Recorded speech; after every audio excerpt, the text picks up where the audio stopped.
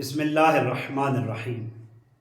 روزہ کے بارے میں ایک کلی حکم ہے کہ اگر مسافر سفر کے لیے جائے اور اس کا سفر رفت و برگشت آنا جانا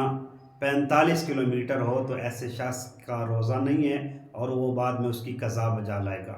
لیکن چند موارد ایسے ہیں، ان موارد میں سے اگر کوئی عورت مسافر کے ساتھ پیش آئے تو حتماً اس کو روزہ رکھنا ہوگا، اس کو روزہ کی چھٹی نہیں ہے۔ سب سے پہلا مورد، اگر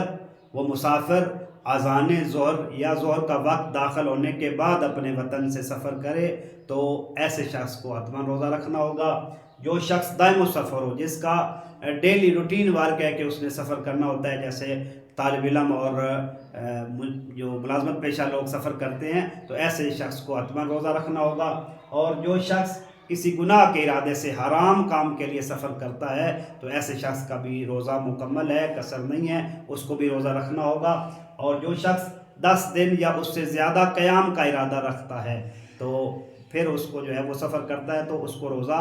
رکھنا ہوگا۔ اور جو شخص ظہر کی اذان سے پہلے کسی جگہ پہ گیا ہوا ہے، وہاں سے واپس آ رہا ہے اپنے وطن، اور اگر وہ ظہر کی اذان یا ظہر کا وقت داخل ہونے سے پہلے اپنے وطن پہنچ جاتا ہے، اس نے کوئی ایسا کام نہیں کیا جو روزے کو باطل کرتا ہے، تو ایسے شخص کو روزہ مکمل کرنا ہوگا، اس شخص کا حتماً روزہ ہوگا۔ اور آخر میں وہ شخص جس نے سفر کیا ہے اور اس کا ارادہ ہے کہ وہ 10 دن سے کم رکے، لیکن کچھ دن بعد دوبارہ اس کا ارادہ تبدیل ہوتا ہے، وہ 10 دن سے کم پھر رکنا چاہتا ہے، اسی طرح کرتے کرتے وہ 30 دن مسافرت میں گزار دیتا ہے، نمازیں قصر پڑھ رہا ہوتا ہے، لیکن جیسے ہی اس کے 30 دن مکمل ہو جائیں گے، اس سے اگلے دن وہ شخص